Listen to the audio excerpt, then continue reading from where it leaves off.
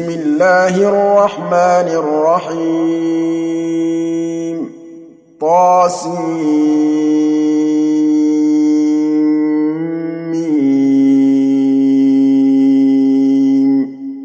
تلك آيات الكتاب المبين نتلو عليك من نبأ موسى وفرعون بالحق لقوم يؤمنون إن فرعون علا في الأرض وجعل أهلها شيعا يستضعف طائفة منهم يذبح أبناءهم ويستحيي نساءهم إنه كان من المفسدين ونريد أن نمن على الذين استضعفوا في الأرض ونجعلهم أئمة ونجعلهم الوارثين ونمكن لهم في الأرض ونري فرعون وهامان وجنودهما منهم ما كانوا يحذرون وأوحينا إلى أم موسى أن أرضعيه فإذا خفت عليه فألقيه في اليم ولا تخافي ولا تحزني إنا رادوه إليك وجاعلوه من المرسلين فالتقطه آل فرعون ليكون لهم عدوا وحزنا إن فرعون وهامان وجنودهما كانوا خاطئين وقالت امرأة فرعون قرة عين لي ولك لا تقتلوه عسى أن ينفعنا أو نتخذه ولدا وهم لا يشعرون وأصبح فؤاد أم موسى فارغا إن كادت لتبدي به لولا أن ربطنا على قلبها تكون من المؤمنين وقالت لأخته قصيه فبصرت به عن جنب وهم لا يشعرون وحرمنا عليه المراضع من قبل فقالت هل أدلكم على أهل بيت يكفلونه لكم وهم له ناصحون فرددناه إلى أمه كي تقر عينها ولا تحزن ولتعلم أن وعد الله حق ولكن أكثرهم لا يعلمون ولما بلغ أشده واستوى آتيناه حكما وعلما وكذلك نجزي المحسنين ودخل المدينة على حين غفلة من أهلها فوجد فيها رجلين يقتتلان هذا من شيعته وهذا من عدوه فاستغاثه الذي من شيعته على الذي من عدوه فوكزه موسى فقضى عليه قال هذا من عمل الشيطان إنه عدو مضل مبين قال رب إني ظلمت نفسي فاغفر لي فغفر له إنه هو الغفور الرحيم قال رب بما أنعمت علي فلن أكون ظهيرا للمجرمين فأصبح في المدينة خائفا يترقب فإذا الذي استنصره بالأمس يستصرخه قال له موسى إنك لغوي مبين فلما أن أراد أن يبطش بالذي هو عدو لهما قال يا موسى أتريد أن تقتلني كما قتلت نفسا بالأمس إن تريد إلا أن تكون جبارا في الأرض إن تريد إلا أن تكون جبارا في الأرض وما تريد أن تكون من المصلحين وجاء رجل من أقصى المدينة يسعى قال يا موسى إن الملأ يأتمرون بك ليقتلوك فاخرج إني لك من الناصحين فخرج منها خائفا يترقب قال رب نجني من القوم الظالمين ولما توجه تلقاء مدين قال عسى ربي أن يهديني سواء السبيل ولما ورد ماء مدين وجد عليه أمة من الناس يسقون ووجد من دونهم امرأتين تذودان قال ما خطبكما قالتا لا نسقي حتى يصدر الرعاء وأبونا شيخ كبير فسقى لهما ثم تولى إلى الظل فقال رب إني لما أنزلت إلي من خير فقير فجاءته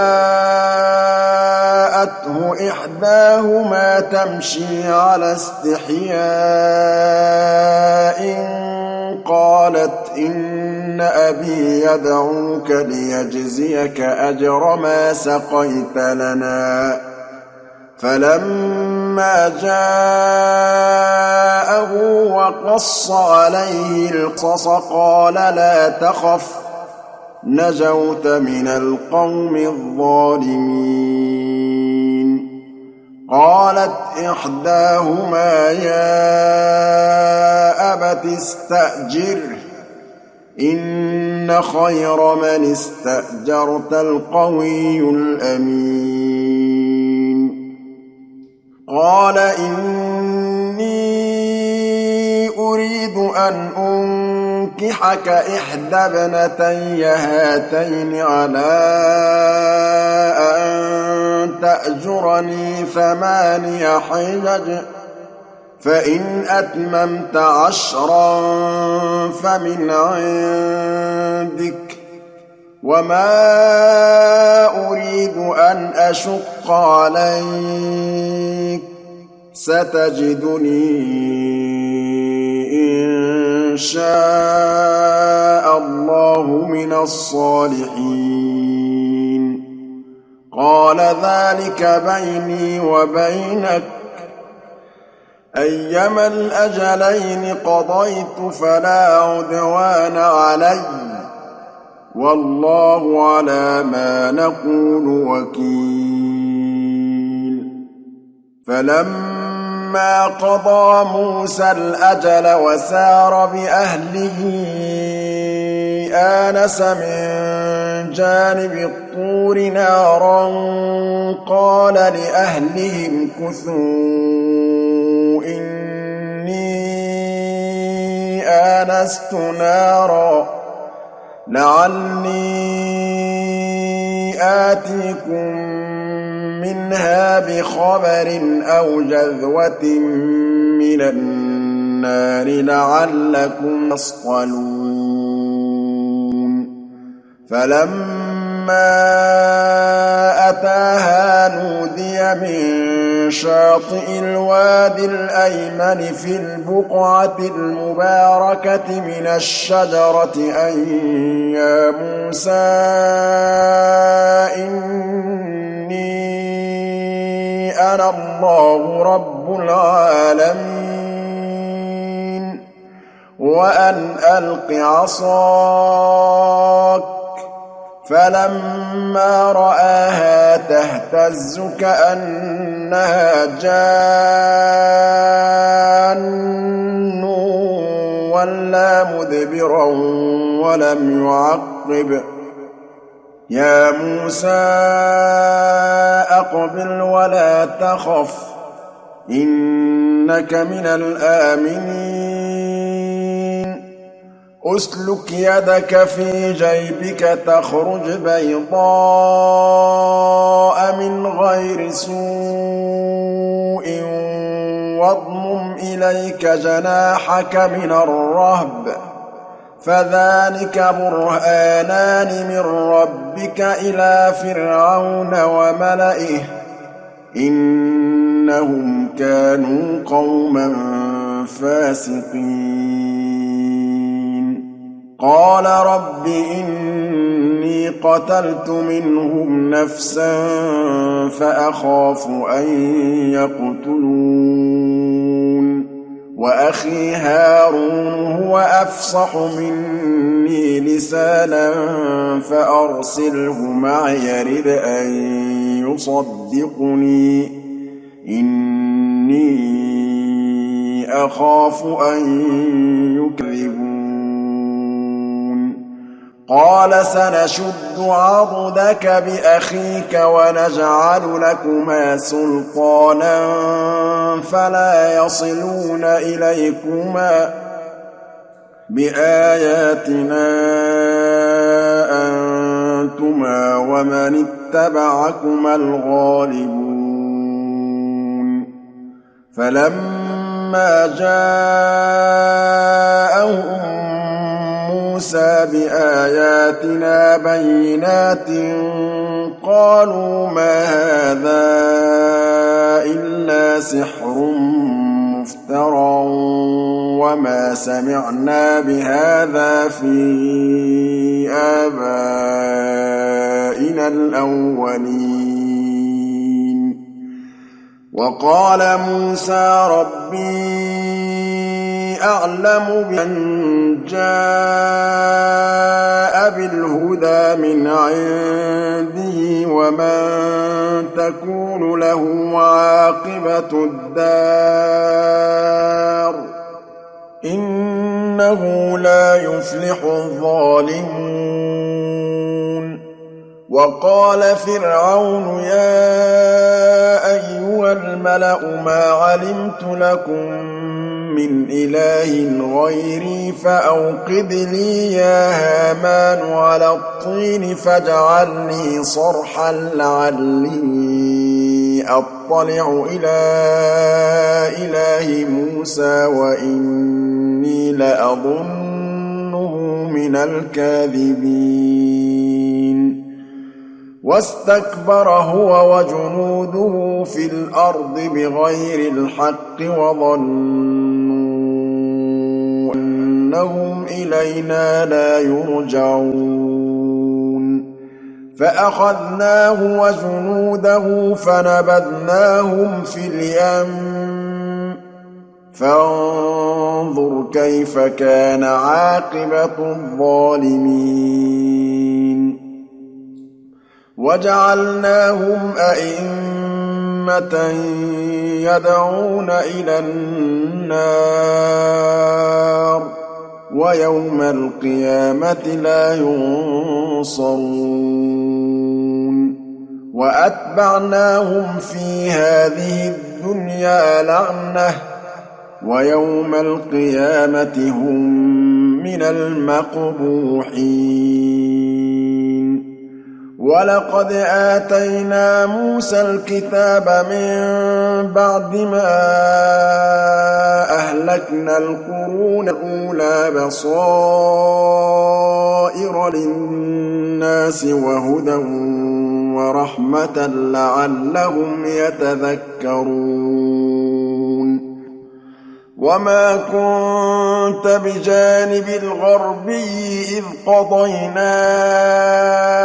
إلى موسى الأمر وما كنت من الشاهدين ولكننا أنشأنا قرونا فتطاول عليهم العمر وما كنت ثاويا في أهل مدين تتلو عليهم آياتنا ولكننا كنا مرسلين وما كنت بجانب الطور إذ نادينا ولكن رحمة من ربك لتنذر قوما ما أتاهم من نذير من قبلك لعلهم يتذكرون ولولا أن تصيبهم مصيبة بما قدمت أيديهم فيقولوا ربنا لولا أرسلت إلينا رسولا فنتبع آياتك ونكون من المؤمنين فلما جاءهم الحق من عندنا قالوا لولا أوتي مثل ما أوتي موسى أولم يكفروا بما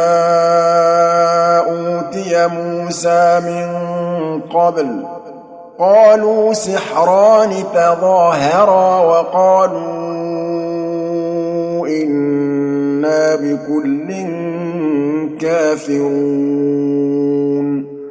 قل فأتوا بكتاب من عند الله هو أهدى منهما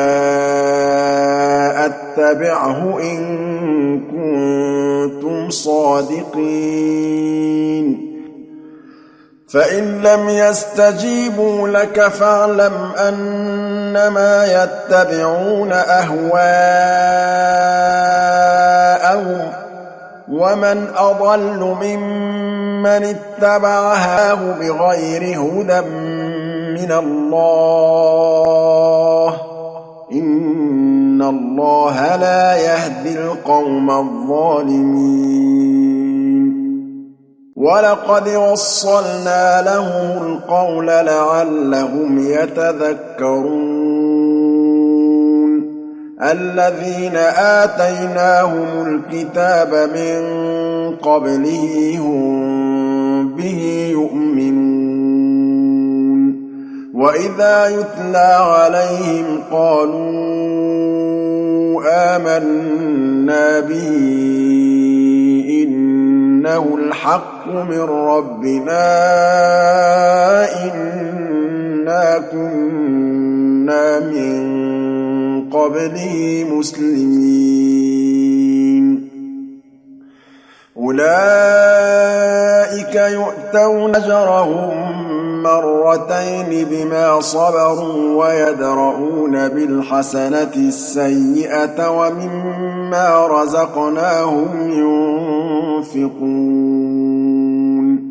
وإذا سمعوا اللغو أعرضوا عنه وقالوا لنا أعمالنا ولكم أعمالكم سلام عليكم لا نبتغي الجاهلين إنك لا تهدي من أحببت ولكن الله يهدي من يشاء وهو أعلم بالمهتدين وقالوا إن نتبع الهدى معك نتخطف من أرضنا أولم نمكن لهم حرما آمنا يجبى إليه ثمرات كل شيء رزقا من لدنا ولكن أكثرهم لا يعلمون وكم أهلكنا من قرية بطرت معيشتها فتلك مساكنهم لم تسكن من بعدهم إلا قليلا وكنا نحن الوارثين وما كان ربك مهلك القرى حتى يبعث في أمها رسولا يتلو عليهم آياتنا وما كنا مهلك القرى إلا وأهلها ظالمون وما أوتيتم من شيء فمتاع الحياة الدنيا وزينتها وما عند الله خير وأبقى أفلا تعقلون أفمن وعدناه وعدا حسنا فهو لاقيه كمن متعناه متاع الحياة الدنيا ثم هو يوم القيامة من المحضرين ويوم يناديهم فيقول أين شركائي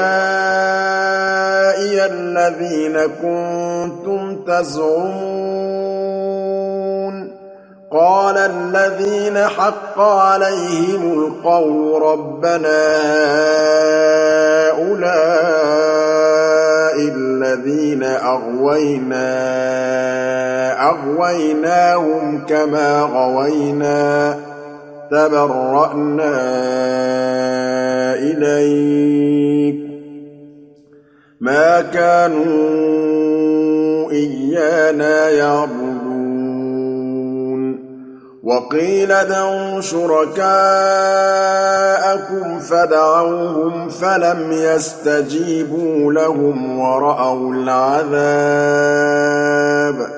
لو أنهم كانوا يهتدون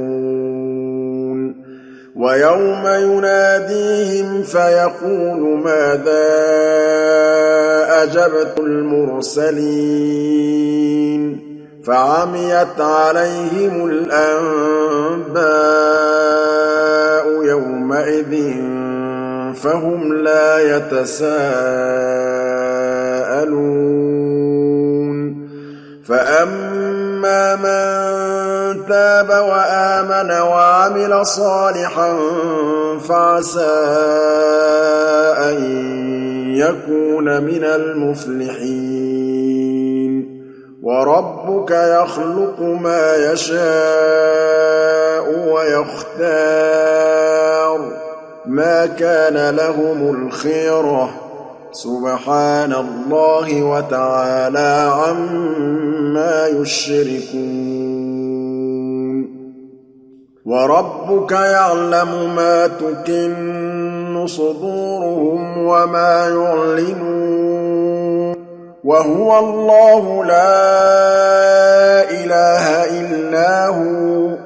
له الحمد في الأولى والآخرة وله الحكم وإليه ترجعون قل أرأيتم إن جعل الله عليكم الليل سرمدا إلى يوم القيامة من إله غير الله يأتيكم بضياء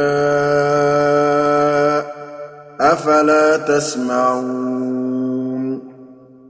قل أرأيتم إن جعل الله عليكم النهار سرمدا إلى يوم القيامة من إله غير الله يأتيكم بليل تسكنون فيه أفلا تبصرون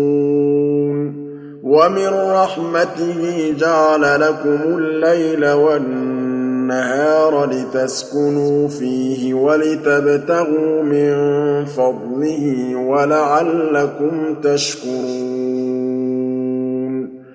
ويوم يناديهم فيقول أين شركائي الذين كنتم تزعمون ونزعنا من كل أمة شهيدا فقلنا هاتوا برهانكم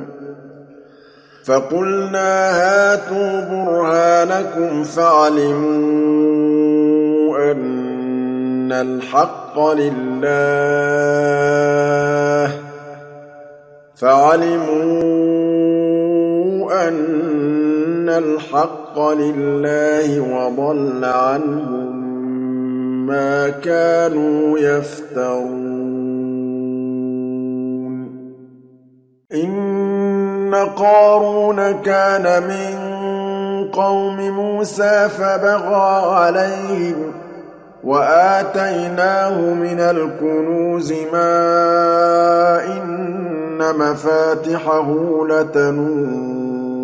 بالعصبة أولي القوة إذ قال له قومه لا تفرح إن الله لا يحب الفرحين وابتغ فيما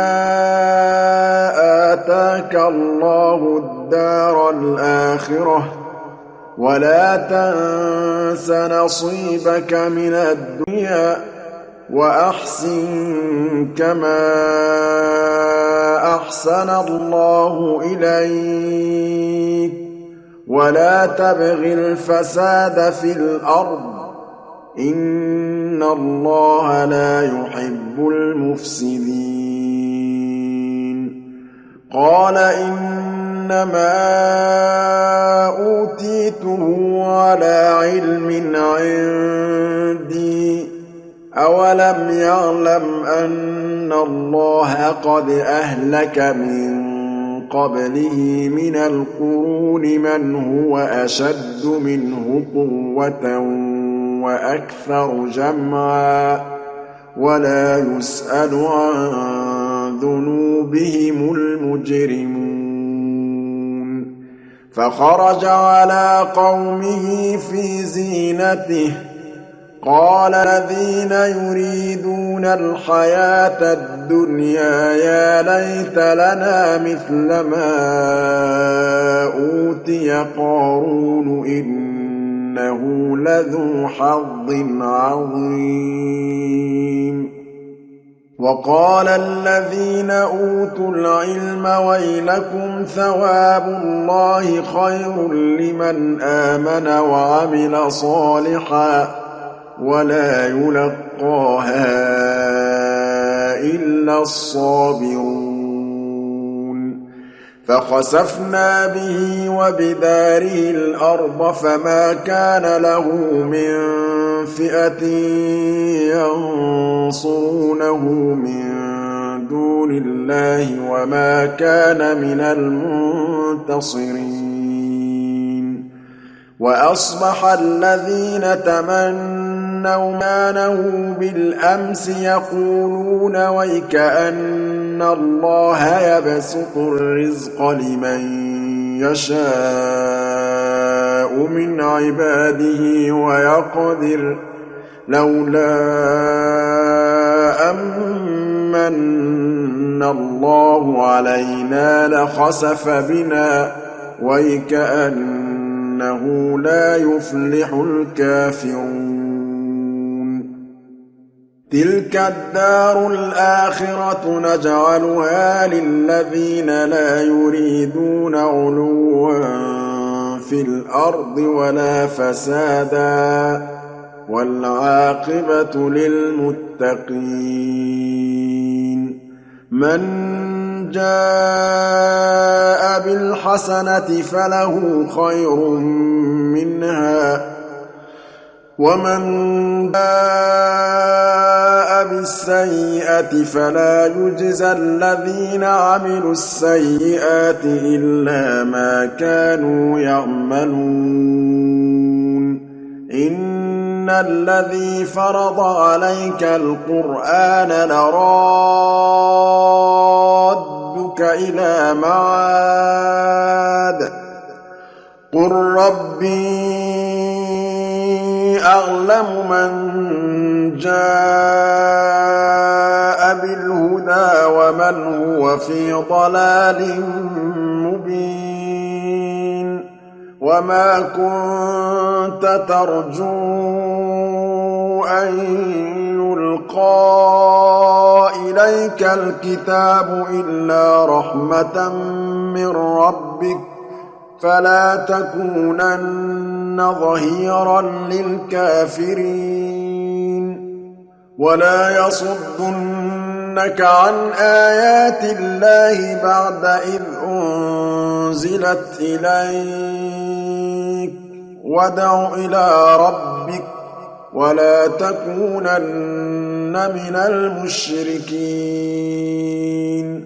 ولا تدع مع الله إلها آخر لا إله إلا هو كل شيء هالك إلا وجهه له الحكم وإليه ترجعون